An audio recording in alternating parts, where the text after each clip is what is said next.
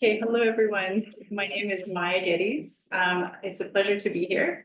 So I'm a neurologist scientist at the Montreal Neurological Institute and an early career investigator and Killam scholar. I primarily see patients with, disorders of cognition and behavior. And I lead a research group that focuses primarily on functional neuroimaging.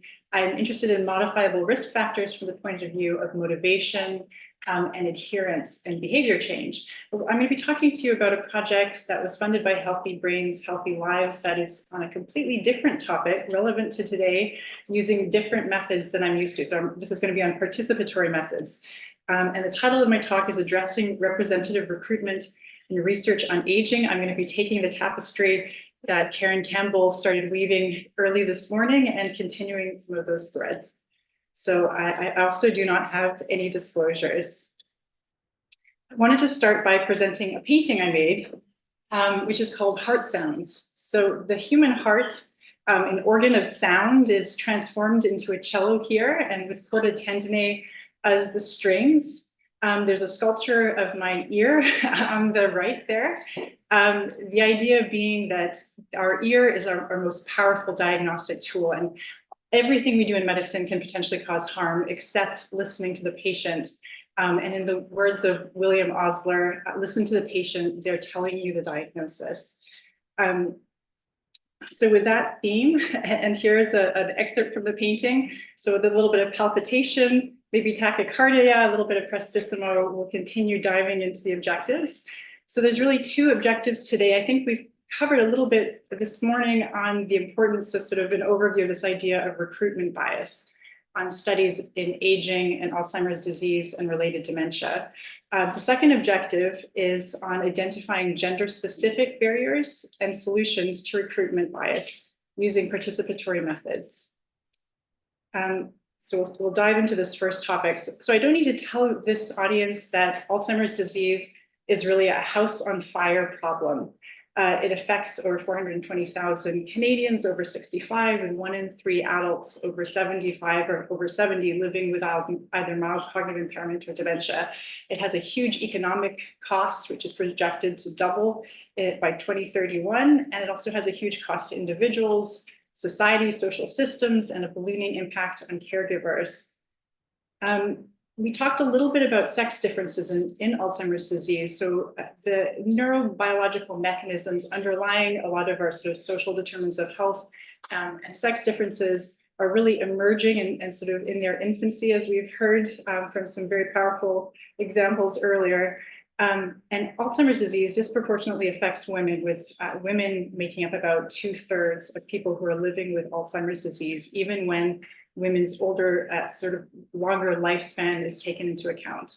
And there's sex differences across the board, from diagnosis to how symptoms evolve, affecting women sort of in a more sort of crashing way, as well as pathological changes. So we heard a little bit about increased tau in women compared to men, increased amyloid, as well as changes in gene expression with increased expression of inflammatory and immune type expression in women compared to men.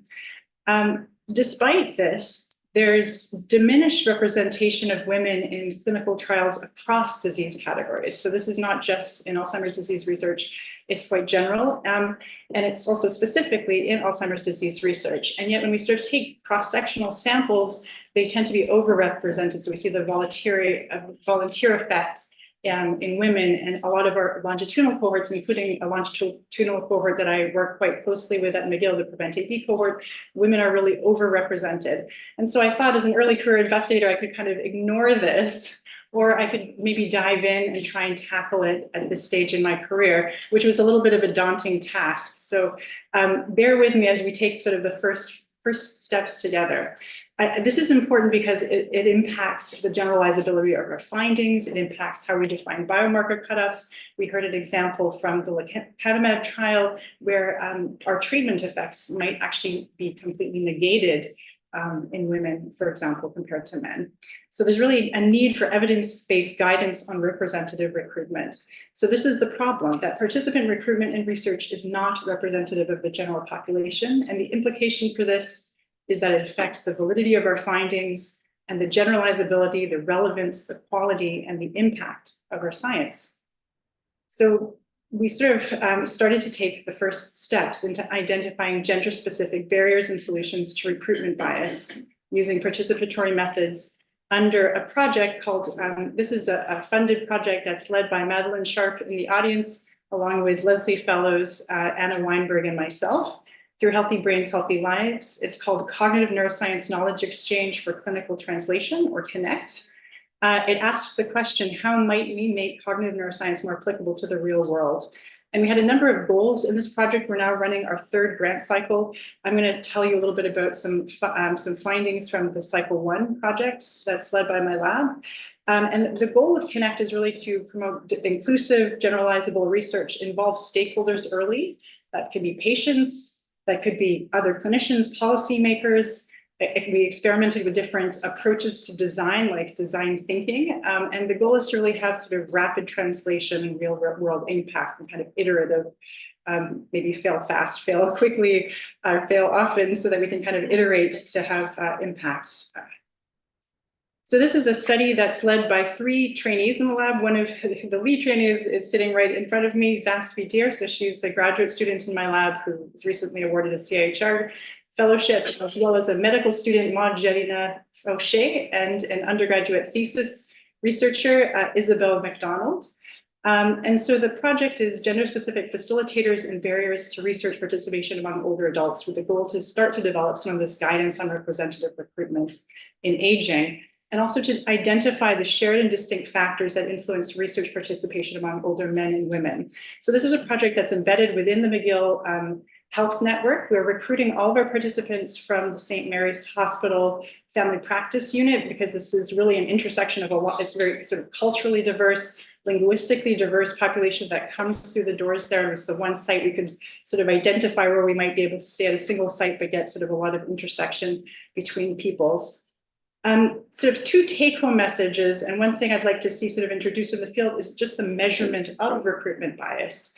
So we don't do a good job of understanding how biased our samples are, and this is sort of a first step. So if we don't measure it, it doesn't exist. So I would encourage people to, either adopt methods like my collaborator Nancy Mayo has some indicators that she's working on how to compare this to census, but also to get a sense of why people do not enroll in our study. So to try and understand those who are eligible, but then do not sign up. So we tried to do this, even though this was a very small study, and I'm also implementing that in the 2 intervention studies that I'm running that are funded by the NIH as behavioral interventions. And then the second step is really to develop strategies to mitigate recruitment bias. So when we were recruiting people from the waiting room, as we diligently did with her colleagues, we asked participants who refused to participate, and we had ethical approval to sort of understand their demographic characteristics and also why they were refusing to participate in the study, which had factors like lack of time, family priorities, confidentiality, decreased energy, or just personal choice. And so there were no differences across people who did agree and participated compared to those who didn't. It was a linguistically diverse sample with half English speakers, a quarter French, and a quarter other languages, and there are no differences between people who agreed to participate and those that didn't. We also captured a fairly good educational spectrum, as well as household income. And then I wanted to just highlight the method that we use, because I feel like this is a method I would use again, and it's a participatory method for co-design and stakeholder engagement. It doesn't really matter if you're trying to involve participants, patients, other researchers, policymakers, but this is a way of kind of sharing knowledge that I think tries to maybe level the playing field a bit. So it's called fuzzy cognitive mapping, and it's originally comes from engineering, and it's rooted in graph theory and social network analysis. And it engages stakeholders in sharing their knowledge of perceived causal relationships to an outcome of interest. And the way that it's done is really using diagraphs, so it's a very visual method. And in that sense, it supports sort of its use across people with different literacy abilities, educational levels, different cultures. It's quite accessible. And it's a tool to build participant researcher partnerships, elevate marginalized voices, and facilitate an intercultural dialogue that's really centered on the person as much as possible.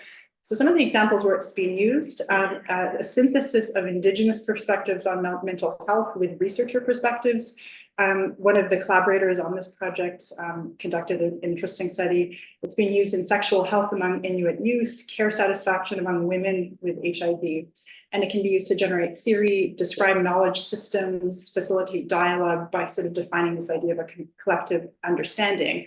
And because participants are describing their understanding of these complex problems, in this case, why or why not they may want to participate in research, they are sort of authors of this, and they sort of describe one relationship at a time. So I'm going to show you an example of a participant map. It involves one researcher with a facilitator who's actually taking sticky notes, drawing what participants are saying, moving this around the board. So the first part is sort of developing a focus where we sort of have a common shared understanding of what it is the problem that we're talking about. So in this case, participation in research. And then participants identify factors. So these are like vertices or nodes in a network. And then they actually sort of move these factors around and describe arrows that are either corresponding to outcomes that are positively influenced by those factors or negatively influenced by the factor. And then the final step is really a rating, where they're sort of ranking how much a particular factor might affect a particular outcome, and also the interrelatedness of factors. So there's a way of sort of sorting this out afterwards with quantitative analysis using fuzzy transitive closure, where we're sort of trying to understand the influence of some of these interrelated factors directly or indirectly on an outcome, and how that is influenced, as well as measures of centrality. So out degree centrality being perceived causes, in degree being perceived outcomes in a particular network that participants are effectively authors themselves. And when we come up with the categories, we actually ask participants, we don't use any of our own language to influence them, but we actually then also ask them to put their comments into established categories so that we're not really influencing that process as much as possible. And again, they are the authors of their own maps.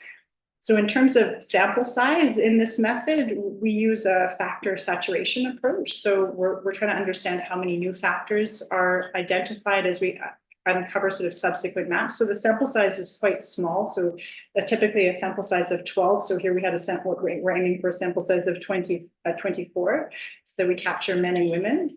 And then we're able to sort of combine maps across individuals and sort of try to start to tease out some of the different factors that might be influencing participation in research. So in terms of factors that were most impactful for participation identified by women, these included participant personality or personal traits. So, for example, appealing to altruism, curiosity, a desire to stay actively engaged, the influence of the motivation for the study itself, a sense of purposeful use of time, particularly because these were participants who were often retired, and so sense of purpose was very important. The opportunity for social engagement. One of the things that we found that was different between men and women, men expressed more concerns about capacity, so performance anxiety, the concern about being exposed when participating in research, or shame, or being categorized as unhealthy. Women and men also raised concerns or sort of flagged research practices as being important. So this idea of trust and confidentiality, and I'm working with an epidemiologist to try and understand how we might, actually quantify trust a little bit better in terms of researcher stakeholder partnerships. As well as logistic considerations were brought up by both men and women. So this includes transportation, language barriers, incentives for participation, and the importance of flexibility and frequency of involvement and burden. Personal experiences were more common in women, so experiences in healthcare or in the caregiving setting, or a sense of indebtedness or gratitude towards the health institution itself, as well as women emphasized the importance of contribution to society, focusing on contributions around aging, so combating ageism. Men tended to have a more general focus of contribution to society and knowledge acquisition more generally. Men were also tended to be a bit more sensitive to communications and raised this as something that influenced their likelihood to participate in research. So communications by the research team, for example, a personalized approach. I think you're going to have to sort of get out into the communities, this idea of community-based outreach, the qualities and context of the researcher. Do they feel at ease when they're working with a researcher? how clear are the expectations of the research project at hand. And also men tended to have a bit more sensitivity to outreach strategies like the snowball effect. So were they referred by a friend versus general outlets.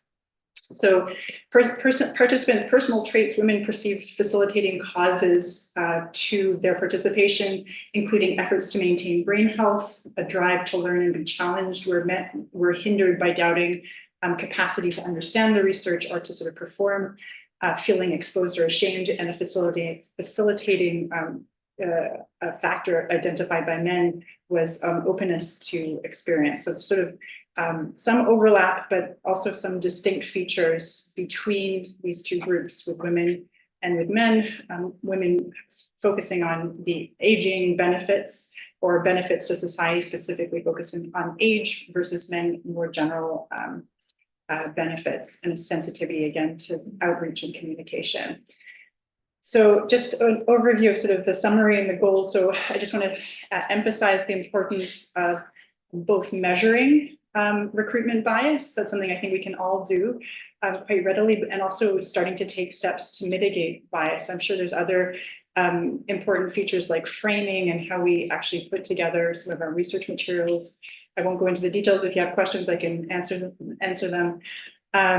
As well as I wanted to sort of highlight this method for co-design and participatory methods. As I mentioned, I'm a cognitive neuroscientist. This is the first time I've used a method like this, but it was, I felt something that I would use again if I ever wanted to sort of engage stakeholders. So fuzzy cognitive mapping, I'd say, is a really interesting, and I'd love to sort of share ideas for tools about stakeholder engagement as well. So key factors identified by participants differed by gender and included logistical considerations, transportation, language, flexibility, burden, incentives, research practices that included trust building, clear expectation, personalized outreach, community-based outreach, motivators that are individual to participants like altruism, curiosity. There was also generativity, the idea to either give forward to future or past generations. And then concerns about capacity, so exposing weakness or being categorized as unhealthy or having performance anxiety would be things that would diminish participants' willingness to participate specifically in brain health research. So the next steps are really implementing evidence-based guidance on representative and diverse participant recruitment in basic research, cohort studies, and clinical trials, so that we might ultimately be able to enable representative recruitment and improve the validity, generalizability, relevance, and also the acceptance of our research on aging. So thank you to everyone for your attention.